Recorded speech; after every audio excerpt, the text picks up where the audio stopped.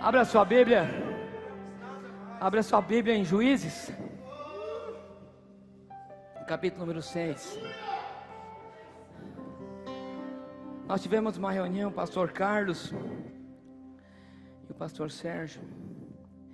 Enquanto a gente fazia a reunião, nasceu uma vontade tão grande no meu coração da gente fazer um culto de adoração a Deus.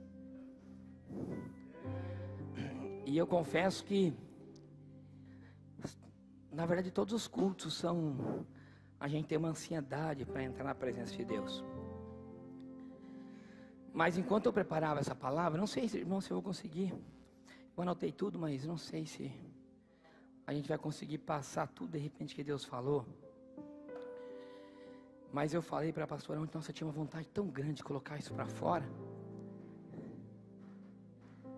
Porque as coisas que Deus dá para a gente não pode ficar com a gente.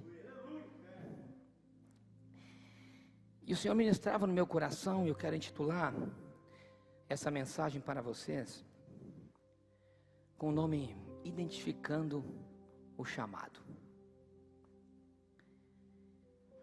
Em Juízes capítulo número 6, no verso 1, nós vamos ler alguns versículos da palavra do Senhor. Vamos ler primeiro o primeiro que diz assim: porém os filhos de Israel fizeram o que parecia mal aos olhos do Senhor, e o Senhor os deu nas mãos dos midianitas por 7 anos. E prevalecendo nas mãos dos midianitas sobre Israel, fizeram os filhos de Israel para si, por causa dos midianitas, as covas que estão nos montes, e as cavernas e as fortificações. No verso 6, para nós encurtarmos: e assim Israel empobreceu muito pela presença dos midianitas. Então os filhos de Israel clamaram ao Senhor. Muito importante, eu vou reler esse versículo. Assim Israel empobreceu, e pela presença dos midianitas, então os filhos de Israel clamaram ao Senhor. Verso 11: então o anjo do Senhor veio e assentou-se debaixo do carvalho que está em Orfa, que pertencia a Joás. E Gideão, seu filho, estava malhando o trigo no lagar, para salvar dos midianitas, para o singular, salvar dos midianitas. Então o anjo do Senhor lhe apareceu e lhe disse: o Senhor é contigo, varão valoroso. Mas Gideão lhe respondeu: ai, meu Senhor, se o Senhor é conosco, por que tudo isto nos sobreveio? Verso 14: então o Senhor olhou para ele e disse: vai na tua força e livra Israel da mão dos midianitas. Verso de número 19: e entrou Gideão e preparou um cabrito, bolos, asmos e um efa de farinha, e trouxe até debaixo do carvalho e apresentou. Porém o anjo do Senhor lhe disse: toma a carne e os bolos asmos e põe sobre esta penha, que é uma pedra, e verte o caldo. E assim o fez. Então o anjo respondeu, estendeu a ponta do cajado que estava na sua mão, e tocou a carne e os bolos. Então subiu um fogo da penha e consumiu aquela carne, e o anjo do Senhor desapareceu dos seus olhos. Porém o Senhor lhe disse: paz seja contigo, não temas, não morrerás. Então Gideão edificou ali um altar, e o Senhor lhe chamou, e lhe chamou o Senhor, é a paz, e ainda até o dia de hoje está em Orfa. E aconteceu que naquela mesma noite que o Senhor lhe disse: toma o boi de teu pai, a saber, o segundo boi de 7 anos, e derriba o altar que é de teu pai, e corta os bosques que estão no pé dele, e edifica ao Senhor o teu Deus um altar no cume deste lugar forte, um lugar conveniente, e toma o segundo boi, e oferecerás em holocausto com a lenha que cortaste do bosque. Por gentileza, pode se sentar.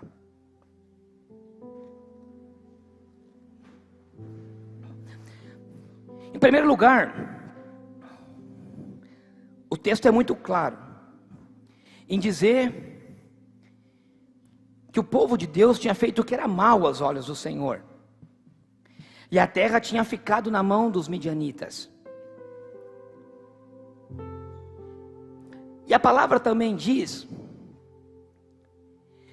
que naquele momento o povo empobreceu, o povo de Israel empobrecia, porque os midianitas tinham tomado a sua terra. E também nós lemos que naquele momento, aquele povo que estava sofrendo, ele clama ao Senhor.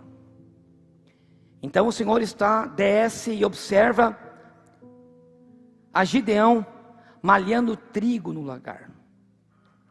A primeira coisa que eu quero que vocês entendam, e eu gostaria que todos pudessem estar sentados, todos que estão lá atrás caminhando também, pudessem vir aqui se sentar.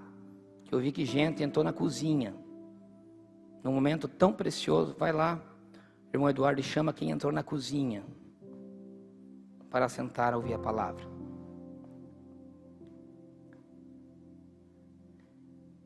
A primeira coisa que eu quero dizer é que, quando eu lia esse texto, eu me lembrava também de Davi. Nós vemos que Gideão, ele está malhando trigo no lugar, ele não está no lugar correto, porque o lagar era para se fazer vinho. E quando eu lia isso, o Senhor me lembrava também de Moisés. Moisés faz algo errado, mata um egípcio e foge. E diz que ele está no deserto, no lugar que ele tinha escolhido para ficar. E diz que no momento em que Moisés estava no deserto, o povo de Israel que estava no Egito clamava. E diz que Deus se apresenta diante de Moisés num fogo, numa sarça. E Moisés, ele tinha sido protegido por Deus desde o seu nascimento. Eu quero falar de chamada. Eu quero que vocês entendam algo em primeiro lugar. Em primeiro lugar, sempre haverá um plano de Deus para uma chamada. E quando Deus tem um plano de Deus para chamar alguém, não importa o lugar que ele esteja, ele é resposta ao clamor de um povo que necessita, de um povo que está clamando, de um povo que está padecendo. Então a primeira coisa que eu tenho que entender é que há uma palavra lançada em cima da chamada, e essa palavra é uma palavra profética, é uma palavra que vem dele. Então Deus se apresenta a Moisés e chama. Deus se apresenta a Gideão. Mas em Gideão há um detalhe a mais. Diz que o anjo estava parado embaixo do carvalho e observava a Gideão malhar trigo no lagar. Irmão, nós temos que entender que mesmo que você tenha uma palavra profética lançando na sua vida, os olhos do Senhor, eles estão focados em você, mesmo antes de você fazer parte da chamada. Deus, ele nos observa. O problema é que nós pensamos assim: eu vou me capacitar, eu vou aparecer para o pastor, eu vou me comportar muito bem no ministério, só que lá fora, quem sabe não sei. Mas eu quero dizer que quem observa é Ele. Quem tem o olhar sobre nós é Ele. E Ele chama aquele que demonstra força, não somente na igreja, mas longe. E diz que ele chega e fala para Gideão. Então o anjo lhe apareceu e disse: o Senhor é contigo. Sabe o que é tremendo, pastor Sérgio? E a resposta que dá Gideão. Gideão não diz sim, Deus é comigo. Ele diz sim, Deus é conosco.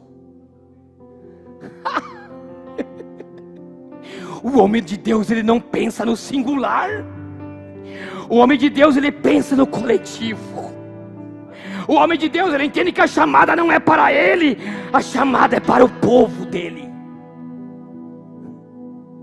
Ele disse: eu sei. Gideão responde: o Senhor é conosco. A sua chamada não é para você. A sua chamada é a resposta de um clamor. A sua chamada é a resposta para aqueles que estão sofrendo e empobrecendo nas mãos dos midianitas.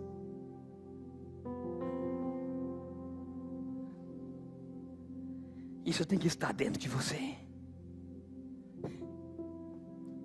É tremendo. Você percebe que quando Deus fala com Moisés, pastor Sérgio, Ele diz: Moisés, entre, porque esse lugar é santo. Deus fala e nós ouvimos. Só que o fogo dele é o que toca o nosso coração. E quando Deus fala, o servo responde. Tanto Gideão como Moisés falaram: eis-me aqui, Senhor. Irmão, escute. Deus não fala às paredes.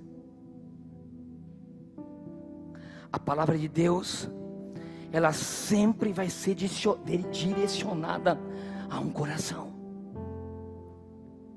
Então eu tenho que entender que a minha chamada, ela depende de uma contrapartida com Deus. Ele fala e eu respondo. Deus te chama, Ele fala contigo, mas você tem que dar a resposta a Ele. Deus não fala, não chama para alguém ficar de braços cruzados, para só fazer parte do time. Deus chama, mas precisa uma resposta daquele que é chamado. E a resposta que virá não será para ele, será para tudo que está ao seu redor. Então você tem que entender uma coisa: que a minha chamada, ela faz parte de um processo que está em volta de mim. Ela é uma resposta a um clamor de um povo. O problema é que a igreja de hoje só quer uma resposta a si próprio. Ela vem na igreja, então nós mesmos, pastores, levitas, todos que fazem parte de uma chamada e de um sacerdócio, sempre que vai ministrar, pensa no que o povo vai responder. De que forma que ele reagirá à palavra que está sendo falada. E nós esquecemos que o chamado não é meu, que o chamado, ele é do Senhor. Então não é a minha vontade, é a vontade dele. Porque a chamada é dele. Porque a resposta à minha chamada é ao clamor do povo dele. Não é o meu povo, é o povo dele. Então Gideão, e quando Deus chama, Ele não chama por um motivo, Ele não chama por uma causa, Ele chama porque há um propósito. Nós escolhemos lugares para estar por motivos. Então você fala assim, vou citar um exemplo. Eu vou procurar uma igreja para viver, uma casa para viver perto da igreja. A minha motivação da compra daquela casa é eu estar mais perto da igreja. Aí você fala assim, eu vou escolher congregar no Ministério Sementes da Fé, porque é perto da minha casa. Eu vou fazer parte daquele ministério, vamos pegar o exemplo do louvor, da dança. Eu vou escolher fazer parte do ministério de dança, porque eu acho legal, eu acho bonito como elas dançam. Tem pessoas que olham para um talento, um pastor, um líder. Ele olha para uma pessoa e vê um talento e diz, eu vou pegar a um Vladimir, o Claudemir para estar comigo, porque ele é muito eficiente. Só que Deus não olha motivos quando escolhe alguém. Nós escolhemos as coisas por motivações, mas Deus escolhe pessoas com um propósito. Deus escolheu Gideão porque ele tinha um propósito na vida de Gideão para uma missão. Deus escolheu José com um propósito: encher celeiros. Deus escolheu Josué com um propósito: colocar dentro o povo da terra prometida. Deus escolheu Moisés com um propósito: tirar do Egito e escrever a lei. Deus escolheu Davi com um propósito: derrubar um gigante que ninguém tinha coragem de derrubar. Escute, a tua chamada, ela não é o teu motivo. A tua chamada é propósito de Deus. Então nem sempre o lugar que você deseja estar é o lugar que Deus tem o propósito para você. Porque não é o que você quer, é o que Deus tem para você. Então Deus, Ele não entrega o ministério na minha mão porque eu desejo ser alguma coisa no ministério. Deus, Ele me chama porque Ele tem um propósito na minha vida, naquele ministério. São coisas diferentes.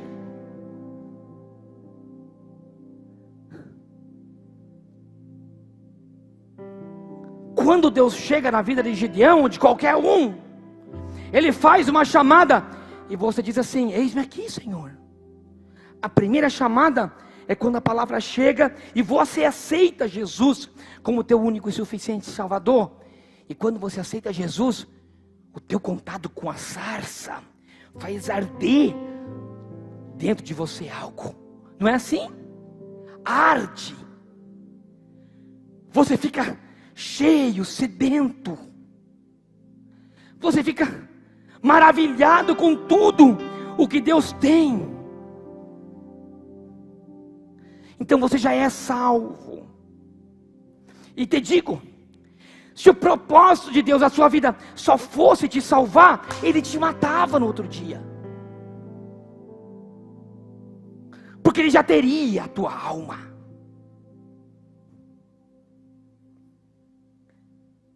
Só que se Ele não me mata, Ele tem um propósito na minha vida, não um motivo. Se Ele me segura, vivo é porque eu tenho algo a mais para entregar para Ele. Então nós temos que entender que Deus não entrega nas mãos de alguém algo.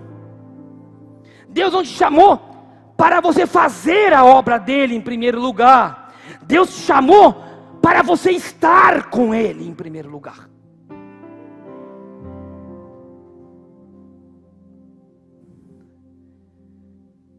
Deus não te chama para você estar na obra dele. Em primeiro lugar, Deus te chama para estar com Ele. Você foi chamado para abraçá-lo em primeiro lugar. Você foi chamado para adorá-lo. 2. Então o anjo do Senhor se assentou-se debaixo do carvalho, malhando trigo no lagar, e diz assim: vai na tua força, verso 14, livra a Israel como eu te enviei. Aí Gideão diz: mas a minha família é a mais pobres, eu sou o menor da casa do meu pai. Deus diz: eu estou contigo. Aí ele diz: eu sou um incapacitado. Deus diz a Moisés: eu sou contigo, Moisés, vai para o faraó. Ele diz: não, eu sou pesado de língua.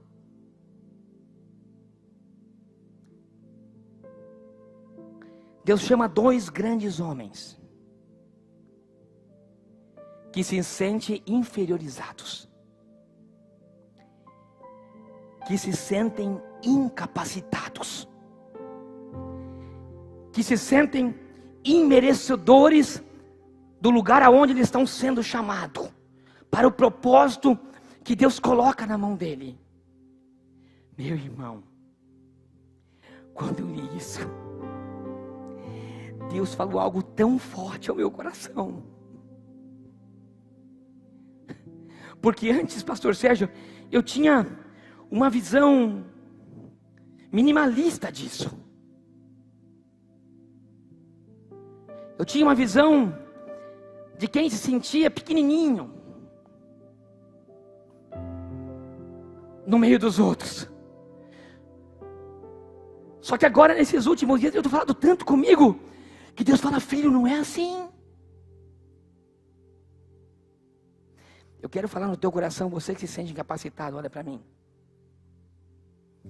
Para você que se acha imerecedor da chamada. E vocês estão entendendo que chamada não é o que vocês, quem sabe, pensavam. Deus falava no meu coração: eu escolho os pequenos, para que eles não se sintam grandes à frente da obra. Eu escolho os pequenos, para que o interior deles cresçam em mim.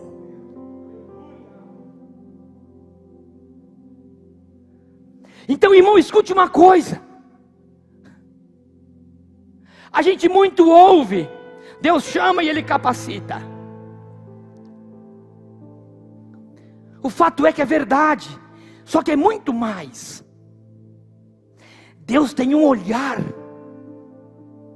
focado para aquelas pessoas que não querem aparecer mais que Ele,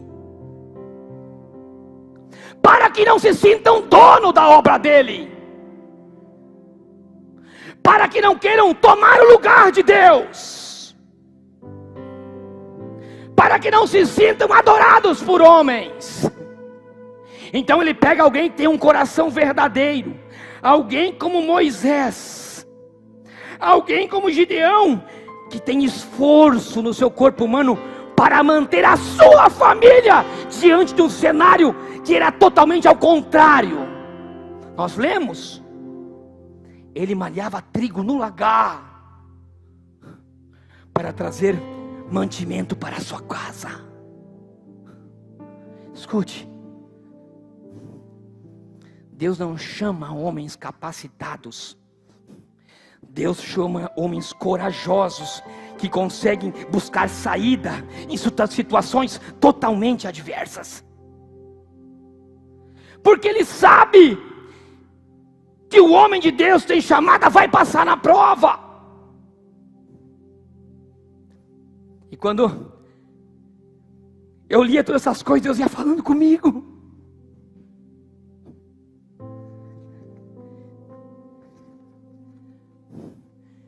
E Deus falava para mim assim: pastor Tiago,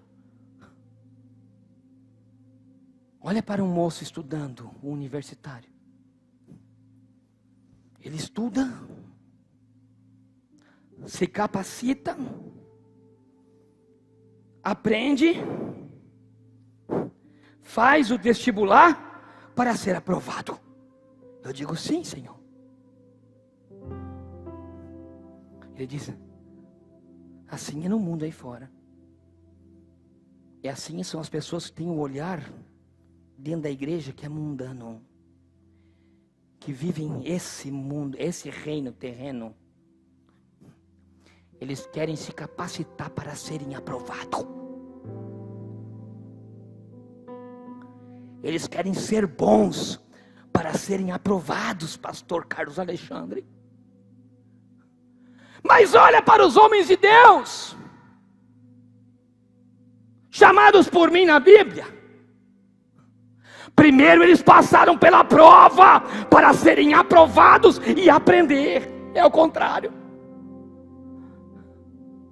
No reino primeiro a gente paga um preço, passa na prova, e aí Deus diz: agora você está aprovado e está preparado. Primeiro você faz a prova, depois você aprende. Isso não é para capacitado. Isso é para pessoas que têm o coração humilde, que sabem passar as suas dificuldades com Deus, que entende que o seu ministério não é a sua chamada, que o seu ministério é a chamada dele, que não vale o que eu penso, vale o que ele pensa, que não vale o que eu quero aprovar, vale o que ele quer aprovar. Não sou eu que aprovo, é ele. Então não sou eu que boto o irmão na prova, é ele que bota, não eu. Então toda prova, meu irmão e minha irmã, é uma preparação. Deus está te passando na prova, porque Ele está te preparando para algo grande. A prova nos faz aprender. A universidade de Deus é diferente da universidade do homem. Mas sabe qual é o problema, pastor Antônio? Que as pessoas não querem mudar. Elas querem ser o que elas pensam, Fábio. As pessoas querem ser o que elas querem ser, Bruno. Como é que é isso, pastor? Quer ser o que ela quer ser? Sim. É a mesma coisa que você pegar a tua guitarra. Você acha que você toca muito? Aí chega alguém e fala assim: Bruno, será que você não acha melhor a gente mudar? Vamos fazer um solo diferente? E você fala assim: não, sou eu que sei tocar. Coração soberbo, não quer mudança, não tem humildade para aprender. Olha o que diz a palavra. E aconteceu que naquela noite o Senhor disse, verso 25: toma o primeiro boi do teu pai e derriba o altar de Baal, que deixou o teu pai, e corta os bosques que ele plantou aos seus pés. Eu li essa passagem e Deus abria, não uma televisão, abria um telão na minha frente. E Deus dizia: Tem muitos que são assim na chamada. Eu dizia, como, Senhor? Eles assumem a chamada, mas querem se manter nas tradições dos seus pais. Querem se manter nos cultos a Baal que eles tinham quando eles estavam no reino de Baal. As tradições, os costumes, as soberbas, as ambições, tudo que veio do seu pai de Baal. Deus chega para Gideão e diz assim: a primeira coisa que você tem que começar a derrubar é esse altar que teu pai construiu aí. Mas a gente é assim. No casamento, por exemplo, a maioria que é casada diz assim, a mulher fala assim: querido, muda. Cara, você grita igual teu pai comigo. Você grita comigo igual teu pai gritava com a tua mãe. Chega para a mulher e fala assim. Aí você fala para tua mulher: amor, meu Deus, cara, você vive com essa cara fechada. Você não sorri. Você não abraça. Será que você não está vendo que você está refletindo a história da tua mãe com o teu pai? Não! Eu sempre fui assim. Você me conheceu assim e você tem que me aceitar do jeito que eu sou. Eu estou pegando um exemplo, mas Deus chama nós derrubarmos altares de Baal na nossa vida. O homem que aceita a chamada, ele tem que entender que ele não pode permanecer da mesma maneira que ele veio quando ele não conheceu a Jesus.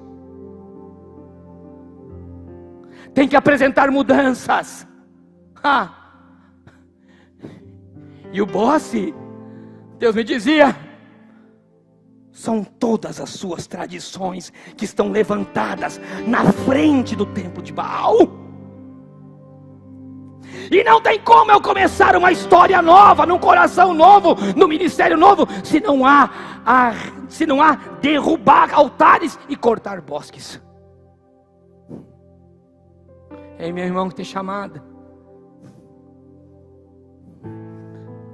nós estamos falando de identificar a chamada. Eu estou pensando que estou dizendo claramente que homens e mulheres que têm chamada se negam a permanecer no mesmo estado em que dia Deus chamou. As maldições hereditárias têm que ser rompidas. As tradições do passado mundano têm que ser dissipadas. Tem que ser cortada na raiz. E o que acontece logo em seguida?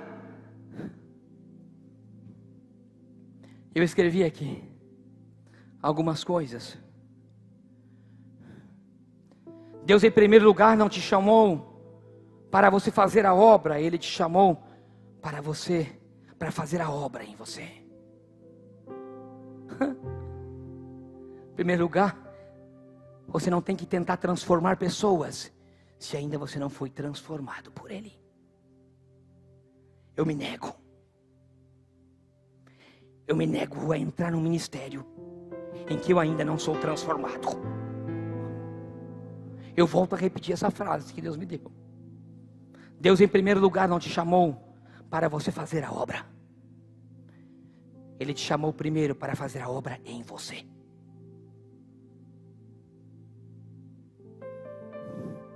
Ele não te chamou para você estar na obra dele. Ele te chamou para você estar nele.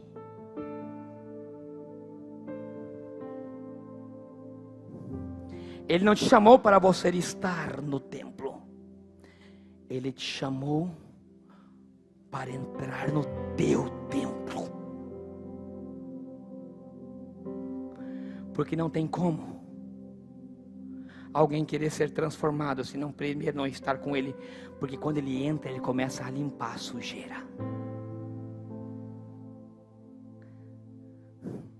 A primeira coisa que você tem que entender, você pode ter palavra profética na tua vida. Ponto 1. Você pode responder ao chamado. Ponto 2. Mas o terceiro ponto, Ele quer primeiro fazer a obra em você.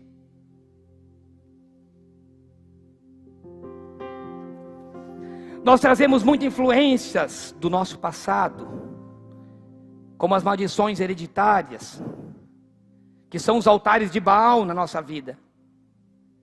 Muitos já são bosques que cresceram aos pés do altar e se transformaram verdadeiras habitações de demônios. Porque quando eu li essa parte dos bosques, o Senhor me fazia me lembrar de quantos filmes que nós vemos que os demônios habitam nos bosques. Os demônios eles habitam nessas áreas da nossa vida, nessas árvores que foram crescendo ao nosso redor. Mas Deus diz para Gideão: ei, corta o bosque.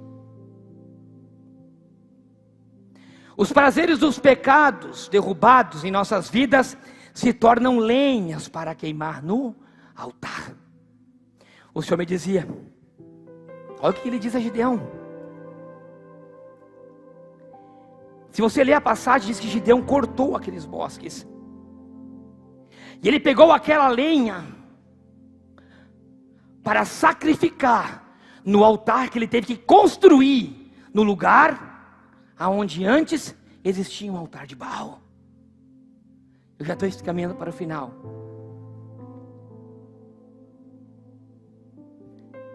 O homem foi chamado para derrubar altares de Baal fora da sua vida. O que acontece? Deus manda a Gideão construir um altar no lugar aonde tinha sido derrubados o outro altar e aquele bosque. E ele diz: você encontra agora um lugar alto e faz um novo altar. E você pega o boi, o segundo boi, ou melhor o primeiro, porque o primeiro ele separou, o segundo ele usou para derrubar o altar. Ele diz: você pega o primeiro boi agora e oferece em cima do altar. Diz a palavra. Então eu entendi algo com isso, irmãos. Que Deus, em primeiro lugar na chamada, Ele quer restaurar um lugar dentro de nós. Ele quer restaurar um altar dentro do meu coração, para a lenha poder queimar. E as coisas que eu corto do meu passado, os bosques que eu corto, que habitavam demônios, eles se tornam lenhas que queimam num novo altar que é preparado por Deus, que você prepara para Deus. Então, irmãos, eu vou falar algo forte aqui. Uma chamada, ela não é feita para que eu possa subir em púlpitos. Eu não construo púlpitos de mim. Eu devo construir altares. Homens sobem a púlpitos. Deus desce em altares com fogo. Então, em primeiro lugar, pastor Sérgio,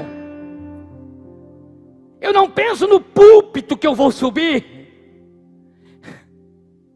Em primeiro lugar, eu penso no altar que Ele irá habitar, que sou eu. Então o meu primeiro foco não é levar a palavra. O meu primeiro foco é ser cheio da sua presença. Escute.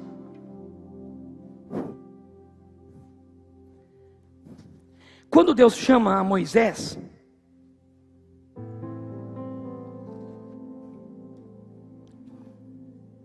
E Moisés já tinha um ministério na sua vida.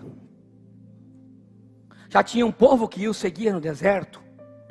O que levava? O que ia à frente dele? De dia e de noite. De dia ia uma nuvem. E à noite ia uma coluna de fogo. Os dois significavam a presença de Deus, que os direcionava. Um homem de ministério sempre tem a presença de Deus à frente, o guiando. Deus não vai atrás do homem, Deus vai à frente dando direção. A presença dele está na minha frente.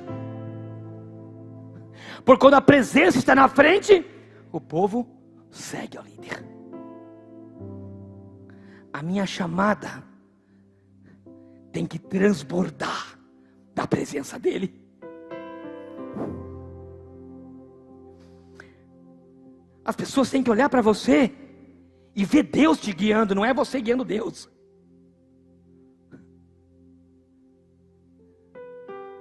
E quando você sobe no púlpito, é Deus que te usa. É a graça. Eu tomava banho, neném, e me lembrava daquela vez que a gente foi chamado para ministrar lá no quartel. Não sei se você lembra. Não sei se foi a primeira, a segunda, a terceira, eu não me lembro qual delas. Mas eu me lembro que nós fomos chamados para ministrar no quartel. E era para falar sobre o suicídio que estava se apresentando de maneira muito grande dentro do quartel. Até eles fizeram não lembro o nome do projeto, né, nenê? E aí a gente foi chamado para ministrar lá. E eu cheguei, me senti igual o Gideão, o menor da casa do meu pai. Eu falei, vai chamar eu, com tanto homem de Deus nessa cidade? Rapaz, aquele dia, eu falei, por que eu não fico doente nesse dia para ligar lá e falar que eu estou doente e não posso ir?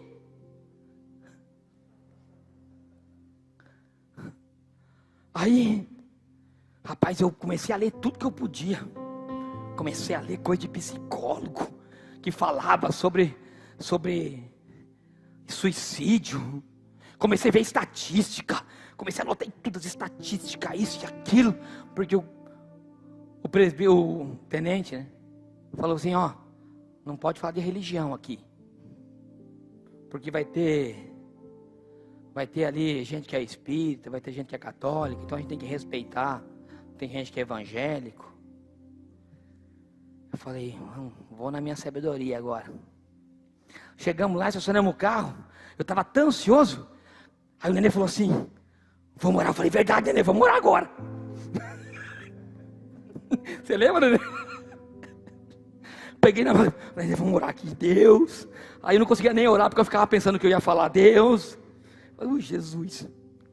Nós chegamos lá, tinha assim, no povo do quartel, lá os pessoal lá, de repente, né, neném, estava tudo lá, conversa. De repente chega o coronel, né? Todo mundo de pé. Chegou lá, tinha um outro, ele já passou, falaram uma coisa, um para o outro, e o coronel pegou a palavra. Ai, meu Deus, me deu uma dor de barriga. Eu falei, cadê o banheiro desse lugar? Olhei para um lado, olhei por outro, minha boca secou. Eu falei, eu como uma água aí.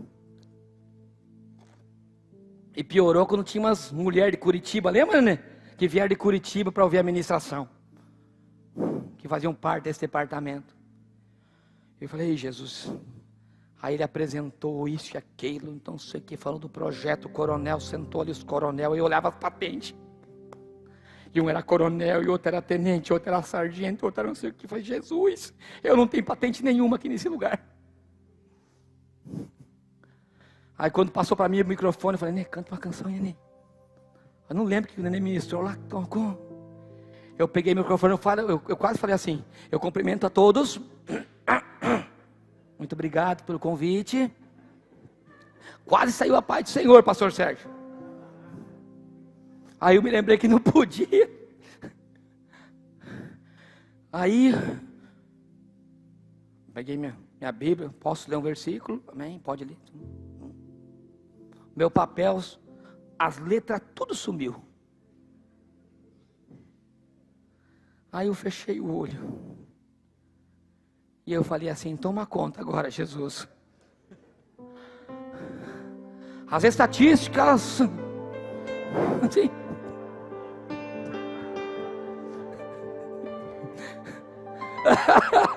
a estatística sumiu. Eu me lembrei que a moça que morava no prédio tinha se matado. Lembra, né?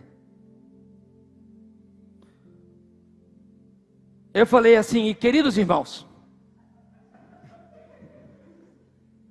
rapaz, aí Deus tomou minha boca, né, nenê? Mas veio uma autoridade, pastor Sérgio, que eu não sabia. Eu achava que eu estava na igreja. Não foi aquela vez que você foi outra. Aquela já estava mais curadinha. Aquela já estava meio benzido já, como diz aí fora. Mas se você não se entregar... Mas foi tão lindo, né, nenê? E eu não sabia que o povo não pode se preocupar. E depois Deus foi falando. Eu já mandei o povo ficar de pé. E eu falei, olha para esse camarada, está do teu lado. Ele precisa de você, você pode ser a bênção na vida dele. Ele pode salvar a tua casa. Olha para ele e fala, você é importante para mim. Aí você cantou, querido, canta aí um pouquinho, nenê. Rapaz, aqueles homens marmanjos de 50 anos chorando, quebrantado pelo Espírito. Aí o nenê cantou assim, escute. Há muitos feridos. Escute. E eu falei, você é um soldado ferido. Não tem como você lutar se você não curar essa ferida que está dentro de você. Aí o Espírito já me encheu de autoridade. Eu me sentia o general dos generais, porque ele estava comigo ali. Aí aquele que se sentia igual o Gideão, o pequenininho da última da casa do pai, eu falei, não, o pai está comigo. E agora não tem aqui não, Satanás. Canta aí, nenê. Eu falei assim, se coloca de pé. Verta o bálsamo. Escute, pra você essa canção. O Senhor me mandou, diga, canta pra ele. Ferida sarará,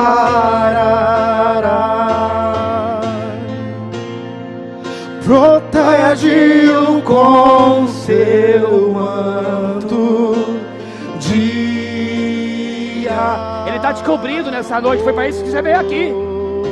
O Senhor me diz aí, tem soldado que é ferido aqui dentro. O pão partiremos sim, descanso estará.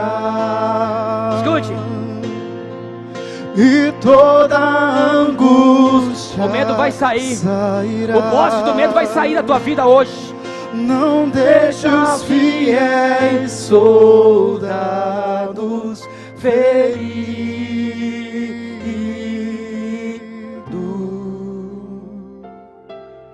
morrer.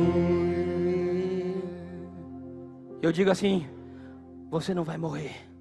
E apontei para o capitão. Aí eu falei, me enganei de soldado. Falei, tá, família não vai morrer não. Irmãos, parecia que nós estávamos na igreja, né, nenê? Uma unção. Aí eu olhei para o lado. As mulheres que vinham de Curitiba lá, as tenentes, não sei das quantas lá, tudo chorando. Porque quando a gente se coloca na presença do Espírito, não tem macho que se fica de pé. Não tem patente que aguenta.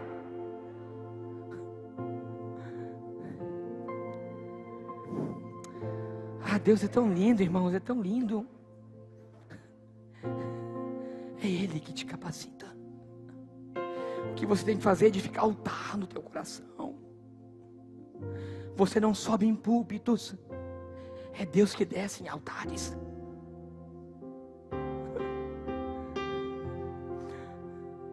O problema é que hoje em dia, eu já critiquei várias vezes, hoje eu vou descer a linha de novo.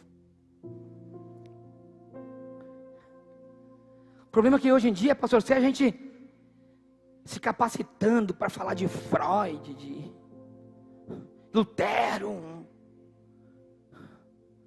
de fulano, de John Wesley, pega frases de efeito, usa frases de outros, e aí já vira coach. Ultimamente nossos cultos têm virado mais negócio de coach do que palavra. É tanta palavra de autoestima, de motivação. Ei, Deus quer palavra para restaurar o altar.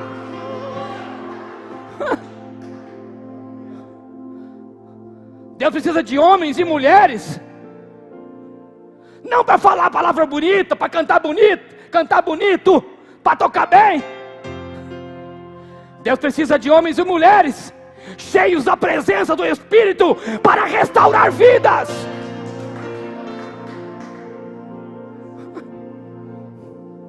Nada substituirá a presença de Deus num culto. Jesus não pregava nas sinagogas. Jesus não veio ao mundo para pregar em púlpitos de sinagogas. Poucas vezes entrou. O que Jesus dizia, ele dizia assim: ei, vamos para o outro lado. Mas acabamos de chegar na Galileia.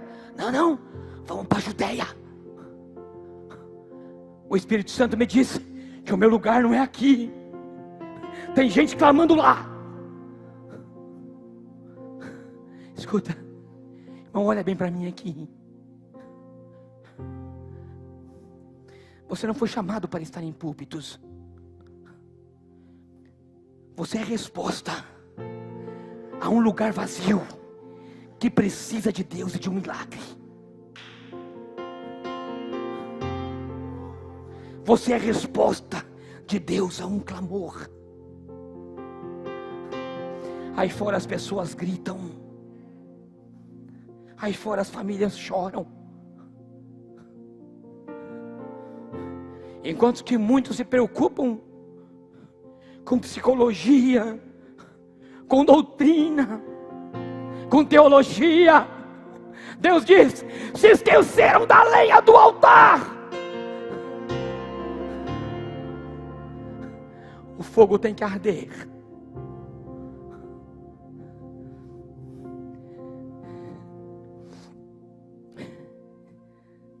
É triste. É muito triste, irmãos. Mas tem muitas pessoas. Eu escrevi aqui, é mais triste.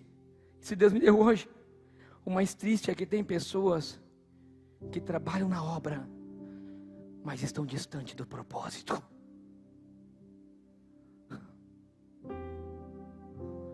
Tem muitos que falam da chamada, mas nunca foram chamados.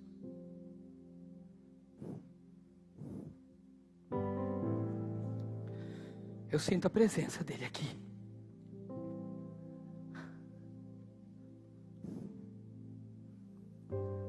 Eu quero ler para vocês, com você de pé, esse último. Meu Deus, uma hora passa, pastor. Fica de pé que eu quero ler o que eu escrevi. Eu já falei isso, mas eu vou ter que ler para você.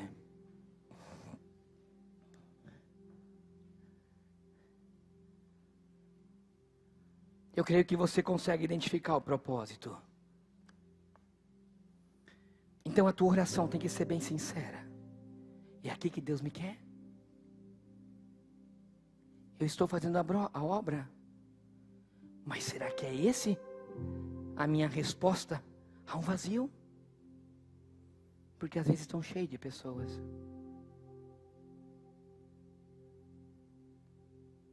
Existem igrejas que têm milhares de pessoas no ministério, enquanto que há um clamor e um vazio, a 1,5 passo de distância. Você vai ser usado por Deus no propósito que Deus tem na tua vida, para o lugar aonde Ele quer te levar. Deus disse a Moisés: Moisés, eu te chamo aqui, mas o teu lugar é bem longe. José, teu lugar não é no meio dos teus irmãos, o teu lugar é lá no Egito.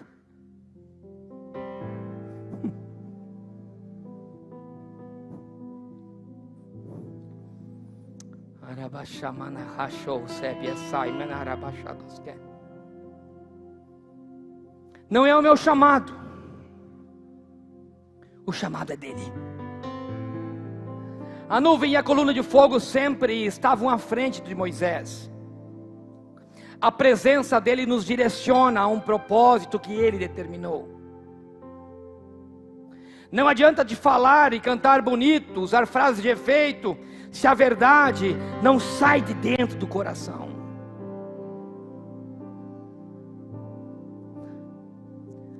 Eu escrevi isso porque algumas semanas atrás eu falava com Deus, eu falei assim: fala o que está no teu coração. Você não pode ensinar algo que você não tem, que você não conhece. Para que eu possa levar uma palavra de esperança de Deus na vida de alguém, ele tem que estar em mim, porque é ele que tem que falar. Jesus não pregava em púlpitos das sinagogas, mas antes disso eu escrevi: o nosso altar deve estar cheio do fogo da sua presença. Jesus não pregava em púlpito das sinagogas, ele dizia: vamos para o outro lado. O Espírito Santo o levava aonde havia a necessidade. Ele era chamado a um lugar vazio e necessitado. Jesus não era um púlpito cheio de doutrina, ele era um sacrifício vivo, era um altar cheio do fogo da graça e da presença do Espírito Santo, chegando alguém que precisava de um milagre. Jesus dizia: vamos para o outro lado. Quando ele chegava, ele dava de cara com um demoniado, e aqueles demônios saíram. Jesus estava indo para Jerusalém, e no caminho ele encontra um homem que sua filha estava morta, e naquele momento vinha outro.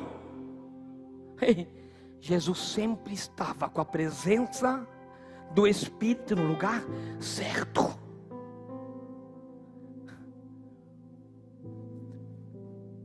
Escuta, meu irmão, nós somos cheios da presença dele quando nós estamos no lugar certo da chamada.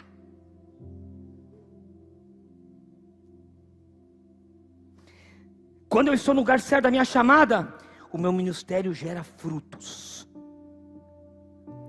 Quando eu estou no lugar certo da minha chamada, as coisas que eu falo, que eu prego, que eu canto, trazem resultado nas pessoas que estão ao meu redor. Porque não sou eu, porque é o fogo dele que aparece em mim. A presença dele gera cura. A lenha no altar queimando gerava a presença de Deus. Gideão, o que ele faz quando ele vê o anjo? E que ele diz sim à chamada. Qual que é a primeira coisa que ele faz? Ele prepara bolo, cabrito. Ele chega com uma oferta para Deus. É a identificação da chamada. A oferta que você tem oferecido para Ele. Pessoa que não se oferece e não oferece algo para Jesus, está com problema de chamada.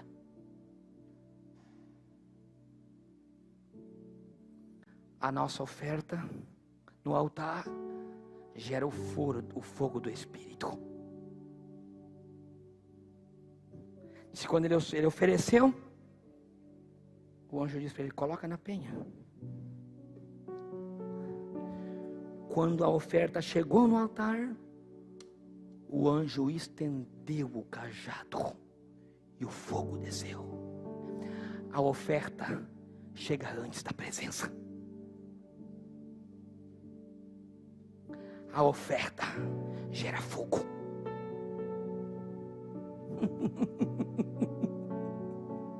É forte. É lindo. É lindo. Agora escute que é para você essa frase. Eu escrevi em letra maiúscula. Para finalizar. Jesus e você são respostas a um povo que clama, que está nas mãos dos midianitas. Você é socorro para essa terra. Você é socorro para uma nação. Você é socorro para a tua família. Você é socorro para o teu bairro. Mas o fogo, ele tem que arder no altar. Vem. O fogo tem que arder no altar. Vem, bateria, vem a bateria. Vem ali, eu pego teu baixo. Vou voltar a dizer, Deus não precisa de púlpitos. Ele precisa de altar.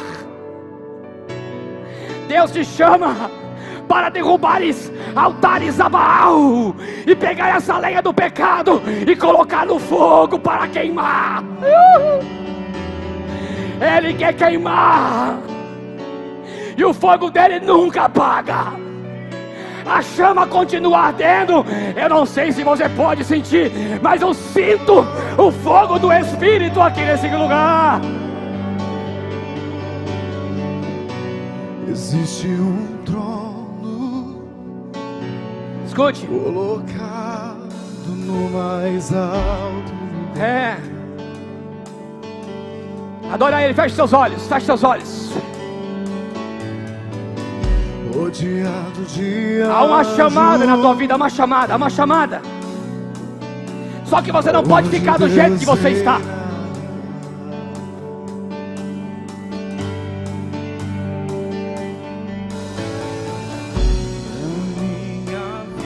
Ele governe. Ele tem que governar a tua vida, escute. Diga de novo. A minha vida Ele governa. Esse rei veio a mim. Ele vem a você hoje. Com o quê? Com os seus olhos em chama.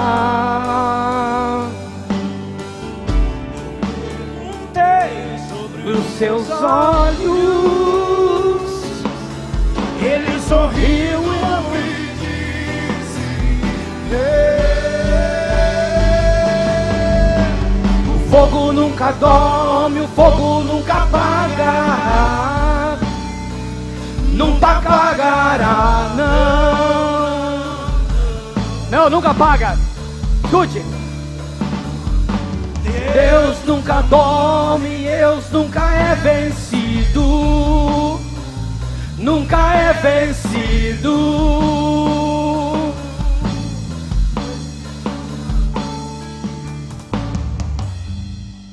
Eu quero ministrar na sua vida agora. Pastores, pastor, fica aqui na frente. Desce lá, pastor. Fica aqui nessa fila. Pastor Antônio, fica aqui nessa fila aqui. Pastor Carlos Alexandre, fica naquela fila ali, na frente do Rubens ali. Pastor Jonas, fica nessa fila aqui. Pastor Fernando, fica aqui nesse lugar aqui. Vai ali. Enquanto que nós adoramos, nós vamos ministrar sobre as nossas vidas. O altar de Baal, ele vai cair hoje. O senhor ministra para cá, pastor Fernando, aqui para o altar. E eu vou ministrar para essa câmara central. Ou vem aqui bem perto, Alex, vem aqui bem pertinho. Nós vamos adorar. Lembra que eu te falei o que eu falei? Contra homens nós vamos com espada. Mas contra potestades e altares de Baal, nós vamos com a harpa e com a adoração. Você vai ministrar a canção que Deus colocar no teu coração, nenê. Enquanto nós adorarmos, os demônios irão cair, os altares de Baal irão cair. Eu profetizo isso no nome de Jesus. Enquanto que você adora, nós ministramos sobre a sua vida no nome de Jesus. Pode cantar, nenê.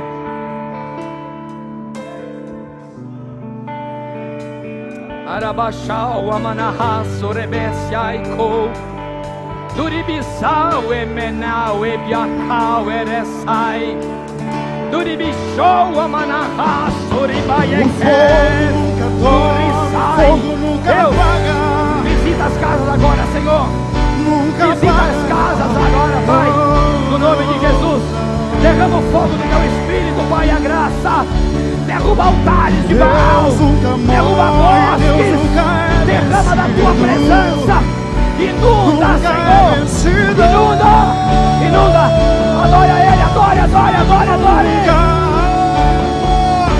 O fogo nunca dorme, o fogo nunca apagará, nunca apagará.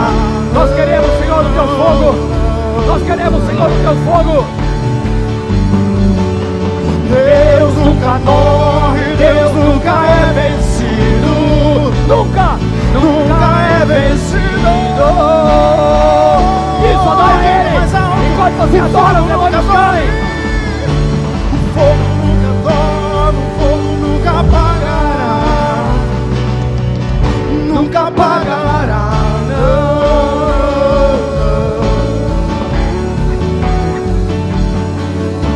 Deus nunca morre, Deus nunca é vencido, nunca é vencido.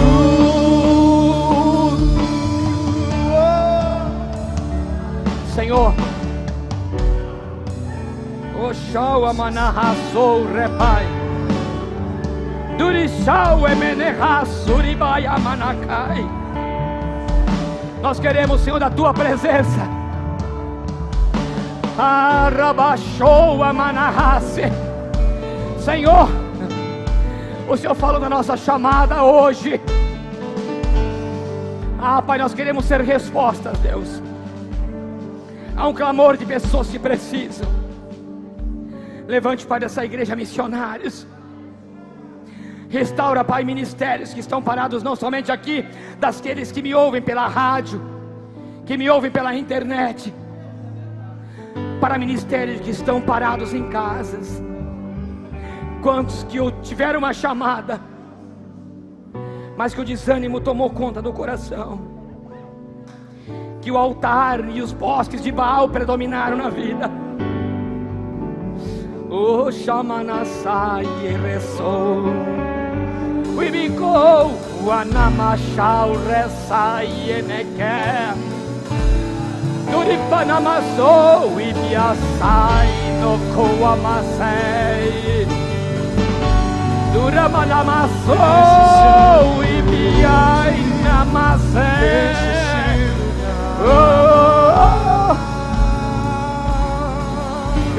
Sai no ramassou. Damos liberdade, que cai o teu Espírito. Oh, adore.